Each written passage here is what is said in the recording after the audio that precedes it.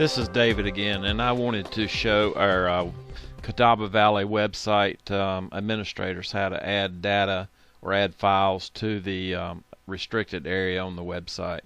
So just follow along and I'll kind of give you an overview of how to do that. First off, you'll need to log in. So when the login screen comes up, just put your username and your password and hit login. And hit the login button, and then once you're logged in, it'll take you to the protected page. Right now we only have a photograph there, so there's no files or anything there. But if you'll notice up at the top, administrators, you'll see this new black toolbar up here at the top, and if you would just click on the dashboard,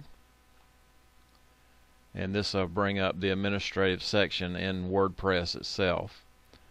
So on the left side you'll see all the areas you have access to. To go back to the site, you just highlight on Catawba Valley Presbytery and hit visit site again. Just ignore the jack post. There's really nothing there you need to get into, or the post. Actually the post is kind of like a page. But they can be put on different pages, but most of your things you won't be doing as a post, you'll be doing on the pages. One thing I did want to show you is how to add an event. If you want to add an event to the calendar, you basically go to the events. You can show all the events and edit them, or you can add a new event. Let's go ahead and try adding a new event. Just click on Add New.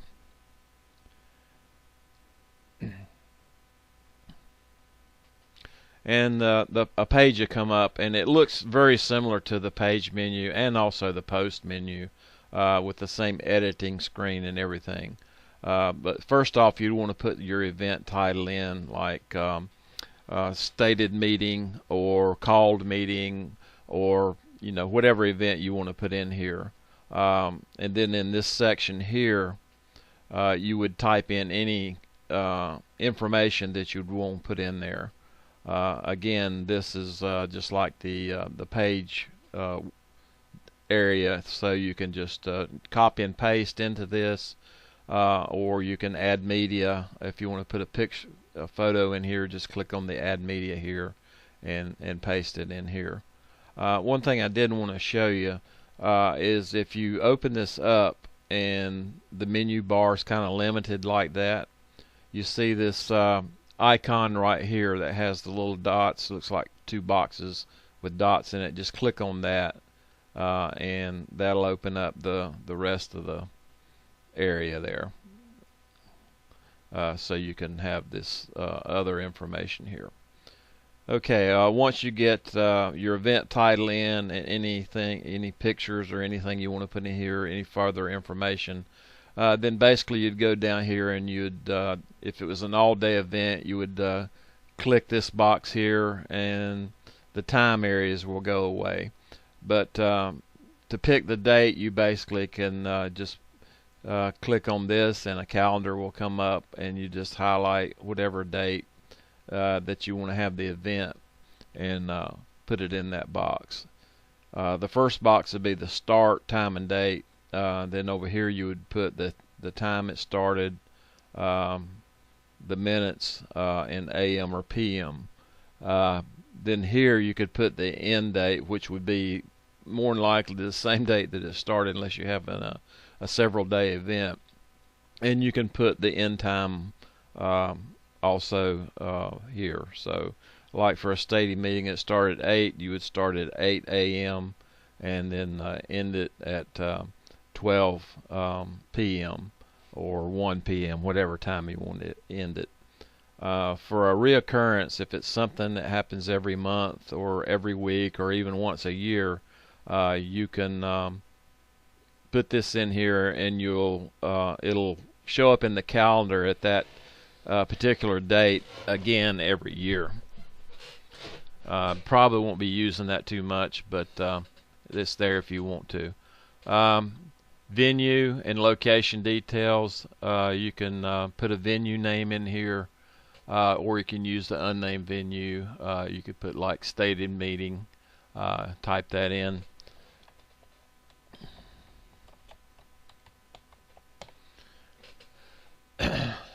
Okay, and then you would put the venue name in here again if you wanted to do that. You don't have to. You put the address where the venue is located if you know that, and when you put the address and the city in there, then the Google Maps will be available to give people directions as to how to get to the location. So the rest of this is pretty much self-explanatory.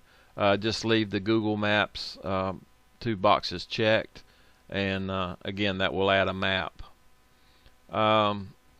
Organizer details, if you want to put your name in here, a phone number where you can be reached, or a website you want people to be able to go to for more information, you can put that in these boxes here. If you have a special event that has its own website, you can put that information in here, which we don't. And if it's a cost to the event, then you could put that information in here, what it costs, and all that would be in there. One thing I did want to show you here, though, is if you do not want people to be able to make comments on your venue, you need to uncheck this box, which I would recommend that you uncheck that.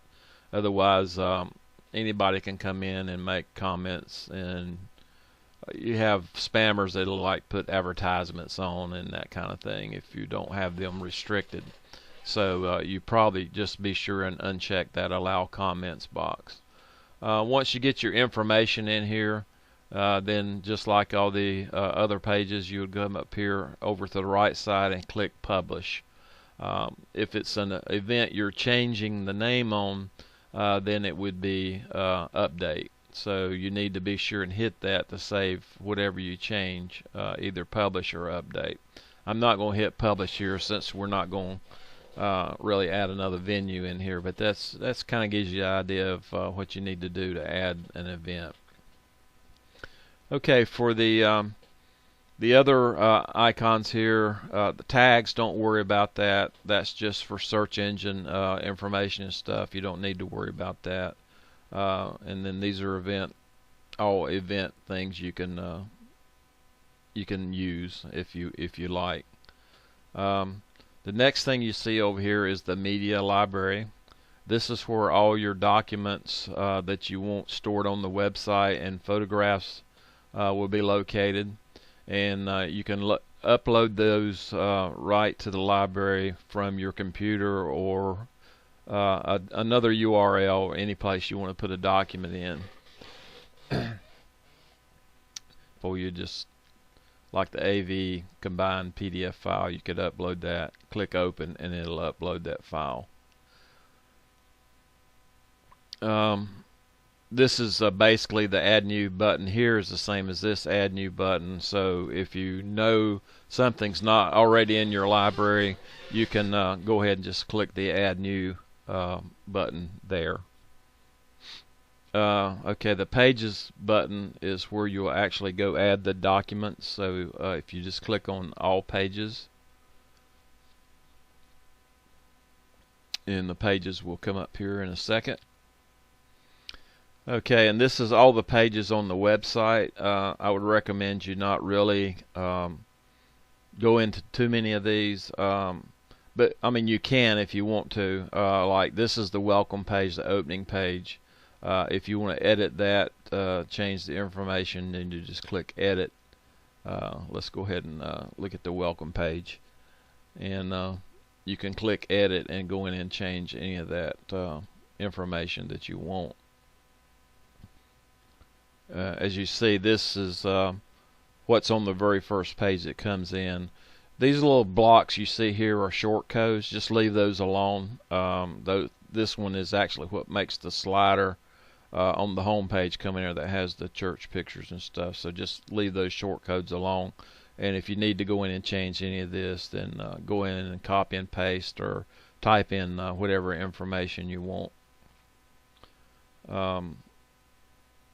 So that's pretty much the welcome page, and I'll go ahead and go back to the all pages again.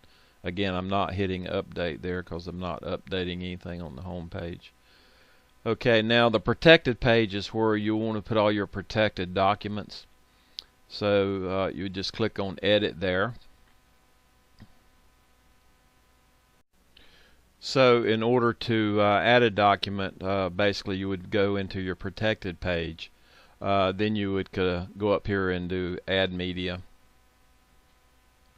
We've already uploaded a file. If you need to upload a file, just click upload and then load it off your computer. But we're going to use this one here. So once it's uploaded off your computer, it'll show up here. Click it and you'll see the blue highlight bar with the check, and then insert and page. And there we have it inserted in the page. So this would be a readable PDF document. Let's go ahead and update our page. And again, while the little circle is going around, the page is updating. Now that it's finished, we'll go to view page.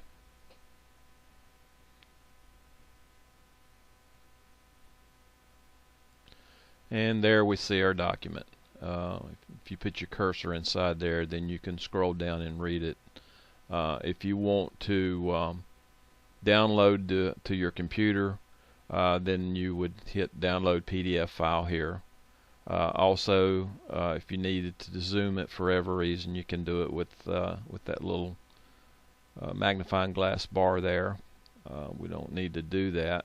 If you want to read it outside of this and into a full screen, then you click pop out, and it'll put it in a different page.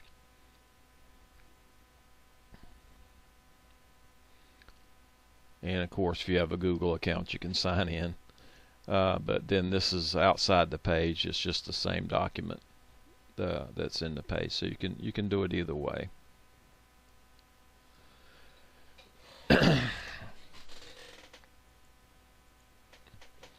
Okay. Now I'm going to show you a different way to put a link in where you don't actually see this document here, but you can just have it linked to a document. So let's go back to our edit page.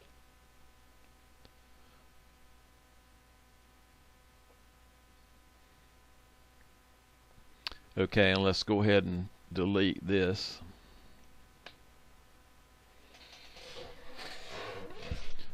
Okay, now this time we're going to go to add media. Okay, and this is the document we wanted to add. Then we can highlight that, and then over here on the right you'll see the URL for that document. Every document and every photograph has its own URL. So if you took and you highlighted that, and then do a copy, and just close this out. And what we're going to do now is we're going to say, here is the document.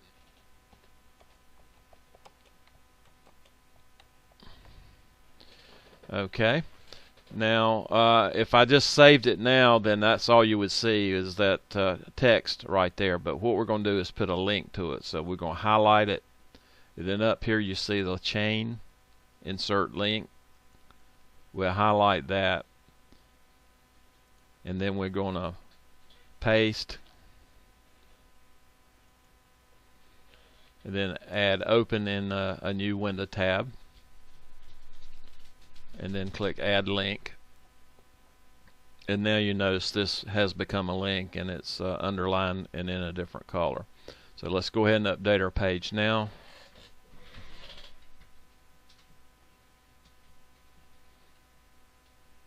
Again, the little circle's going around, so it's updating.